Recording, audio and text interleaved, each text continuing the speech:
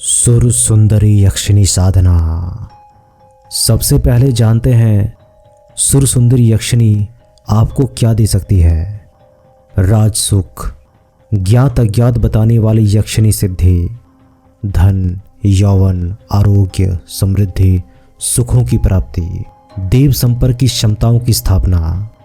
अब जानते हैं कि सुर सुंदरी यक्षिणी कौन है।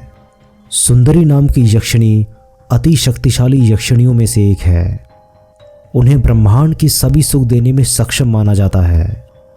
खुश होने पर देवी साधक को राजाओं जैसा बना देती है। सुंदरी यक्षिणी 3 रूपों में सिद्ध की जाती है, माता, बहन और पत्नी। माता के रूप में सिद्ध करने पर देवी के दर्शन होने के पश्चात साधक को धन, सौभाग्य, मान, सम्मान, यश, द्रव्य के साथ सभी सुख प्रदान होते हैं। देवी रोजाना साधक को अमूल्य वस्तुएं प्रदान करती है। देवी अपने भक्तों का पालन एक पुत्र की भांति करती है और उसकी हर इच्छाओं का ध्यान भी रखती है। बहन के रूप में देवी को सिद्ध करने के बाद देवी साधक को रोजाना नई और दिव्य वस्तुएं, दिव्य नाग कन्याएं प्रदान करती है और उसका हमेशा एक भाई की तरह ध्यान रखती है। पत्नी के रूप में सिद्ध करने पर साधक पूरे पृथ्वी का राजा हो जाता है। उसकी पहुंच स्वर्ग लोक से लेकर पाताल तक हो जाती है। लेकिन यक्षिणी साधना को पत्नी के रूप में सिद्ध करने पर साधक अन्य स्त्री का स्पर्श नहीं कर सकता। यदि साधक ऐसा करने का प्रयास करता है तो वो नष्ट हो जाता है। सुंदरी यक्षिणी हमेशा आपके साथ रहती है। वो आपका साथ कभी नहीं छोड़ती, बशर्ते आप उनका साथ छोड़ दें। वो आपको इतना कामयाब बना देगी कि आप सोच भी नहीं सकते। यक्षिणी साधना करने से पहले आपको इनकी उत्पत्ति के बारे में जानना बहुत जरूरी है, क्योंकि आप जिनको सिद्ध करना चाहते हैं उनके बारे में आपको पूरा पता होना ही चाहिए।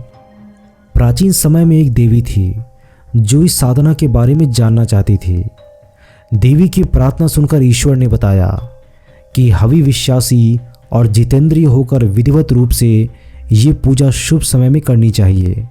इस साधना को करने वाले व्यक्ति को हमेशा ध्यान मग्न होकर उस देवी के दर्शन पाने के लिए उत्सुक रहना चाहिए। इस साधना को करने के लिए ऐसे स्थान का चुनाव करें जहाँ पर कोई मनुष्य ना हो और वो पूर्ण धैर्य के साथ इस साधना को करने में सक्षम हो। इस साधना को करने वाले व्यक्ति के मन में यदि धैर्य और विश्वास हो तो उस व्यक्ति को देवी अवश्य दर्शन देती है। इस साधना को करने का फल केवल यक्षिणी साधना को संपूर्ण करने वाले व्यक्ति को ही प्राप्त होता है। इसके अलावा अन्य किसी व्यक्ति को इस साधना का शुभ फल प्राप्त नहीं होता। ये साधना बहुत ही गुप्त, महत्वपूर्ण और उपयोगी होती है, क्योंकि साधना को करने के बाद साधक की सभी मनोकामनाएं पूर्ण हो जाती है। साधना के दौरान देवी कभी भी आ सकती है। आते ही उन्हें गुलाब माला पहनाकर उनसे जीवन भर रहने का वचन ले। इसके लिए साधना में गुलाब की 2 माला अपने पास रखें। जप के दौरान घुंघरुओं की या संगीत की आवाज़ सुनाई दे तो विचलित ना हो। जप के समय किसी के आसपास होने या छूने का एहसास हो तो भी जप ना रोकें। किसी के पास आकर बैठने का एहसास हो तो भी जप ना रोकें। अब बात करते हैं कि साधना कब और कैसे करें। किसी भी बुधवार से यक्षिणी साधना शुरू करें।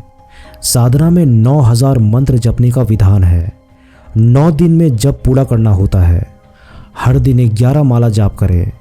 इसके लिए हर दिन 11 माला जप करके उसका दशांश हवन तर्पण मार्जन किया जाता है। साधना 9 दिन की होती है। जो साधक खुद हवन तर्पण मार्जन नहीं कर सकते वे किसी विद्वान से करवा सकते हैं। यक्षिणी साधना विधि में आप स्फटिक या शंखमाला का ही उपयोग करें। आपका आसन पीले या लाल रंग का होना चाहिए। आपका वस्त्र साफ होना चाहिए और सफ़ेद और पीले रंग का होना चाहिए। जो भी दीपक का प्रयोग करेंगे वो दीपक भैंस के घी का होना चाहिए। जो भी भोग लगाएंगे वो भोग दूध से बने मिठाई का होना चाहिए। जो भी बलि आपको देनी है वो नींबू का होना चाहिए, जिसे आपको रोजाना देना है। इस बलि को देने का एक नियम है। इसके लिए बेदाग नींबू को बीच से चीर दें, उसमें थोड़ा कपूर रखकर जला दें। बलि से साधना में रुकावट बनने वाली आंतरिक और बाहरी नकारात्मक ऊर्जाएं खत्म हो जाएंगी। ये बलि आपको मंत्र जपने से पहले देना है। साधना शुरू करने से पहले कम से कम 5 मिनट का योग या एक्सरसाइज करें। कुछ ना आता हो तो 5 मिनट ताली बजाएं। इससे स्थूल शरीर ब्रह्मांडीय ऊर्जा को ग्रहण करने लायक बन जाता है। साधना के शुरू में 5 मिनट का प्राणायाम करें। प्राणायाम में लंबी और गहरी सांस ली जाती है, थोड़ी देर रोकी जाती है, फिर धीरे धीरे छोड़ी जाती है, फिर थोड़ा रिलैक्स होकर इसे दोहराया जाता है। इससे सूक्ष्म शरीर ब्रह्मांड से मंत्र की ऊर्जाओं को ग्रहण करने में सक्षम बनता है। मंत्र जाप करने की दीक्षा और समय। मंत्र जाप को उत्तर मुख करके करना चाहिए। इसके लिए रात 10 बजे के बाद कोई भी समय अधिक उपयुक्त माना जाता है। जिनके पास रात का समय नहीं है वे सुविधा अनुसार कोई भी टाइम फिक्स कर ले। प्रतिदिन मंत्र 11 माला करें। उसके बाद भगवान शिव को साक्षी बनाए और कहें, हे देवादिदेव महादेव आपको प्रणाम। आपको साक्षी बनाकर मैं यक्षिणी सिद्धि साधना संपन्न करने जा रहा हूँ। इसकी सफलता हेतु मुझे दैवी सहायता और सुरक्षा प्रदान करें। आपको धन्यवाद। उसके बाद देवी का आवाहन करें।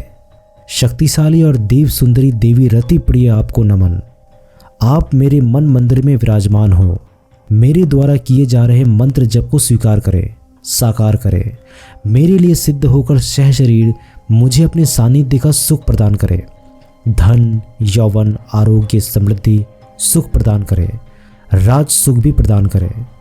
अब देवी के सामने आग्रह मन से इस मंत्र का जाप करें।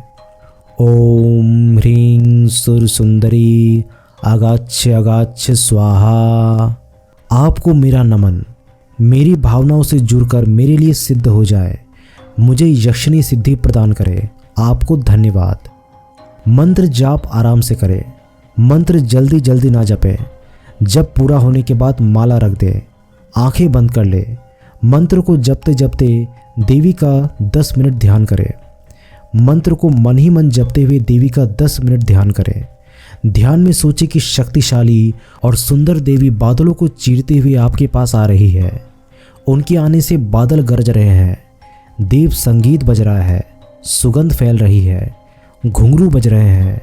दैवी हंसी गूंज रही है। तेज प्रकाश के साथ वे साधना कक्ष में प्रवेश कर रही है। ध्यान के दौरान बहुत बार लगेगा कि देवी आ गई है। आसपास टहल रही है, मगर आंखें ना खोलें। जब स्पष्ट लगे कि देवी ने पास में बैठकर हाथ अपने हाथ में ले लिया है, तभी आंखें खोले। पास रखा गुलाब का हार उनके गले में पहना दे। दूसरा हार वे साधक को पहना देंगी। फिर वो पूछती है, क्या चाहिए? तब आप कहें, मुझे माँ स्वरूप में आप चाहिए। आप वचन दे, मैं जब भी इच्छा करूं तब आप मेरे पास आए और मेरी सभी मनोकामनाओं को पूरी करें। देवी वचन देकर चली जाती है। बस यहीं तक रहती है आपकी साधना। आपकी साधना पूर्ण हुई। फिर साधक जब भी इस मंत्र का एक माला जाप करता है तब देवी उसके समक्ष आती है और इच्छाएं पूरी करती है। यदि 9 दिन पूरे होने के बाद भी देवी सामने ना आए तो भी निराश होने की बात नहीं है। देवी के सामने ना आने पर भी पहले चरण के पूरा होते ही साधक के जीवन में धन, समृद्धि, प्रतिष्ठा, मान, सम्मान और आरोग्य बढ़ने लगता है। साधना के समय विशेष सावधानी बरतें। ब्रह्मचर्य का पालन अनिवार्य रूप से करें। साधना के टाइम मोबाइल ऑफ रखें। साधना के दिनों में बहस ना करें। साधना के दिनों में आलोचना ना करें। उस दिन हर समय सिर्फ देवी के बारे में ही सोचे कि आने पर उनसे क्या क्या बातें करनी है, क्या क्या काम लेने हैं, अपने और दूसरों के भूत, भविष्य, वर्तमान के बारे में क्या क्या जानना है, उनकी सहायता से देश और समाज के लिए क्या क्या करना है, उनसे दूसरी दुनियाओं के बारे में क्या पता करना है, उनके साथ किस किस लोक में जाना है। आपको जानकर यह आश्चर्य होगा कि जिन्होंने भी साधना को सिद्ध किया वे कहते हैं कि देवी साधक को अपने साथ ले जाकर विभिन्न लोगों की सैर भी कराती है। सुर सुंदरी यक्षिणी साधना का डिटेल्स पीडीएफ फॉर्म में अवेलेबल है। इस पीडीएफ फॉर्म का लिंक हमने आप सभी के लिए वीडियो के डिस्क्रिप्शन बॉक्स में मेंशन कर दिया है। आशा करता हूं कि आप सभी को ये वीडियो बहुत पसंद आया होगा। वीडियो पसंद आए तो वीडियो को लाइक, शेयर, चैनल को सब्सक्राइब करना मत भूलिएगा।